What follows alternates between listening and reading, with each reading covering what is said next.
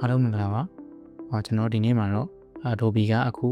သူ့ရဲ့ Creative Cloud Pro plan ကိုလေးလ free ပေးနေရပေါ့နော်ဆိုတော့ကျွန်တော်လေးလကိုဘယ်လိုယူရမလဲဆိုတော့ကျွန်တော်ပြောပြမှာဖြစ်ပါတယ်ဆိုတော့ဒါကအခု Adobe ကိုofficial စပြီးတော့သုံးချင်တဲ့လူတွေအတွက်ဆိုရင်သူကလေးလ free ပေးထားတာဆိုတော့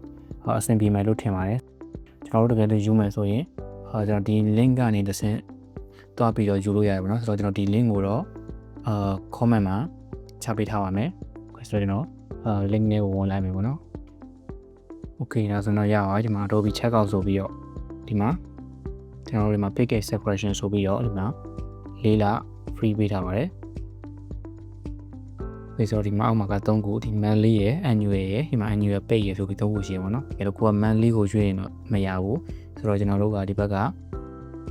annual နဲ့ဒီ annual prepaid ကိုရွေးထားမှကျွန်တော်တို့ဒီမှာလေးလ free ရမှာဖြစ်ပါတယ်ဆိုတော့ကျွန်တော်ကတော့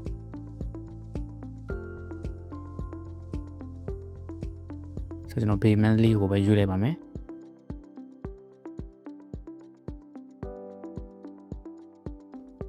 ကိုကျွန်တော်ပြီးသွားရင် continue ကိုဆိုရပါပြီဒါကတော့ Adobe Stock ကိုယူမလားဆိုပြီးမေးရပါတော့ Adobe Stock ကိုယူမယ်ဆိုရင်သူက9ရက် free ပေးမယ်ဆိုတော့သူကတော့တစ်လကိုဒေါ်လာ30ကျပါမယ်ဆိုတော့ဒါကိုတော့မယူတော့ပါဘူး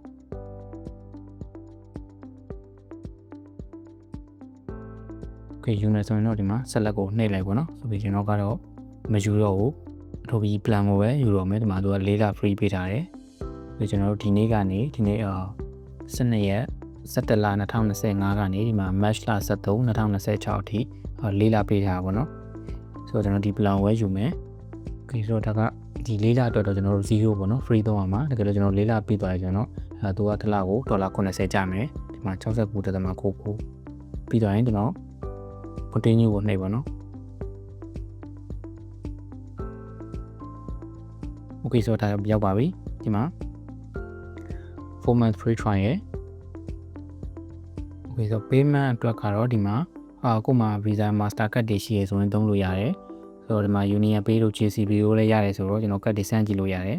ပြီးတော့ရင် PayPal နဲ့ပေးလို့ရမယ် Amazon နဲ့ Pay နဲ့လည်းပေးလို့ရမယ်ကိုမှဒီကတ်တွေမရှိဘူးဆိုရင် PayPal နဲ့ပေးလို့ရတယ်ပေါ့နော် PayPal လည်းမရှိဘူးဆိုရင်တော့ကျွန်တော်တို့UAB Pay ဆိုရှောက်ပြီးတော့အဲအနေပြီးကျွန်တော်တို့ virtual card တစ်ခုယူလို့ရပါတယ်ဆိုတော့ဒါက free ပါကိုယ့်ရဲ့ဖုန်းနံပါတ်နဲ့ UAB Pay ရှောက် virtual card တစ်ခုယူပြီးတော့ဒီမှာရှောက်ကြည့်ပေါ့နော်ကျွန်တော်ကတော့ PayPal နဲ့ရှောက်မှာဖြစ်တဲ့အတွက် PayPal ကိုရွေးလိုက်ပါမယ် Okay PayPal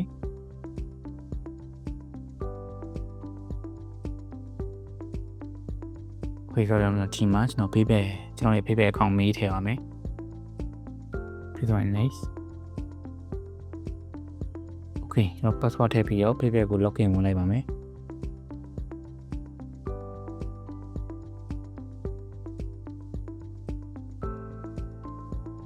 Okay ဆိုတော့ရပါပြီပေါ့နော်ကျွန်တော်တို့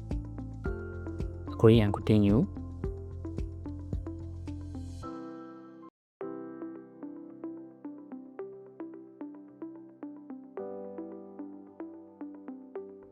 Okay ဆိုတော့ပြီးသွားရင်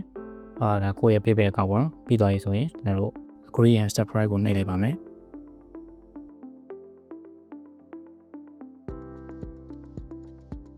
Okay ဆိုတော့ဆိုရင်ကျွန်တော်တို့ရသွားပါပြီလေးလ free ရသွားပါပြီဒီမှာကျွန်တော် thank you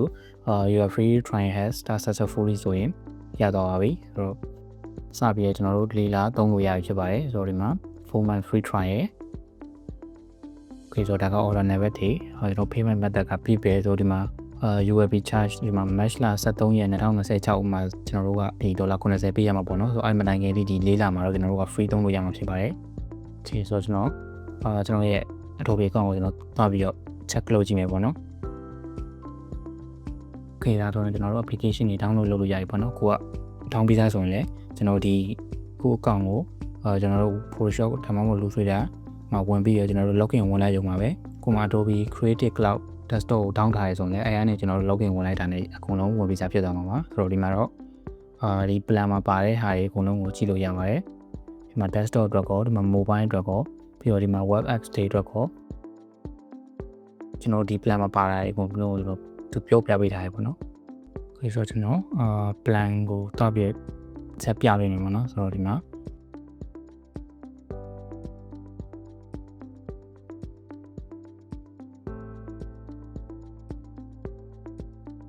okay ဆိုဒီမှာfree trial က120ရက်ပေါ့နော်ဒီမှာ free trial က120 days left ဆိုတော့120ဆိုတော့ကျွန်တော်တို့ရက်ပေါင်း120ဆိုတော့4လပေါ့နော် okay 4လဆိုတော့ကျွန်တော်တို့ဒီမှာ4လ free သုံးလို့ရတာဖြစ်ပါတယ်ဒီမှာ cloud storage 100 GB ပါမယ်ပြီးတော့ဒီမှာgenerative AI ဟိုတော့ credit တွေပါမယ်ပြီးတော့ဒီမှာပါတဲ့ဟာတွေဒီမှာအိပ်ပြီးကြည့်လို့ရပါတယ်ဆိုတော့ဒီမှာကျွန်တော်ရဲ့ free trial က March 23 2026အထိ4လဖြစ်ပါတယ်4လပြီးသွားရင်တော့$90ပေးရအောင်မယ်ဆိုတော့အမှတိုင်ခင်မှာကိုကမပေးချင်ဘူးဆိုတော့ cancel လုပ်ပါခွေးဆိုတာဆိုရင်ကျွန်တော်တို့ရသွားပါပြီရသွားပြီဆိုတော့တုံး generative AI တုံးလို့ရပြီပေါ့နော်ဆိုတော့ကျွန်တော် Photoshop မှာစမ်းပြပါမယ်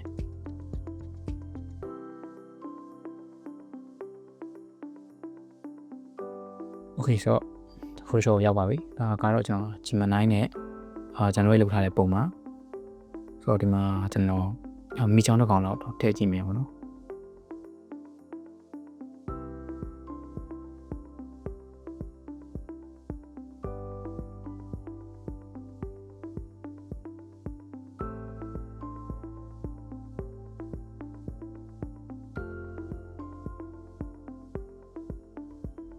generate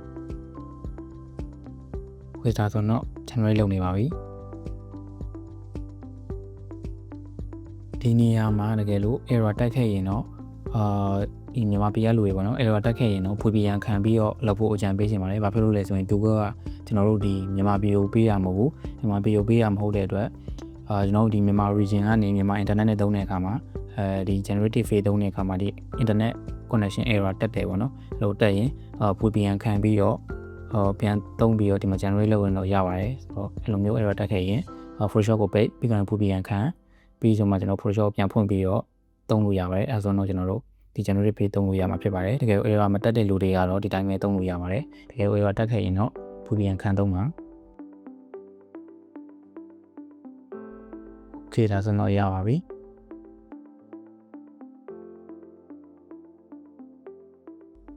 ဒီမှာတော့ variation 3ခုပေးထားရပေါ့နော်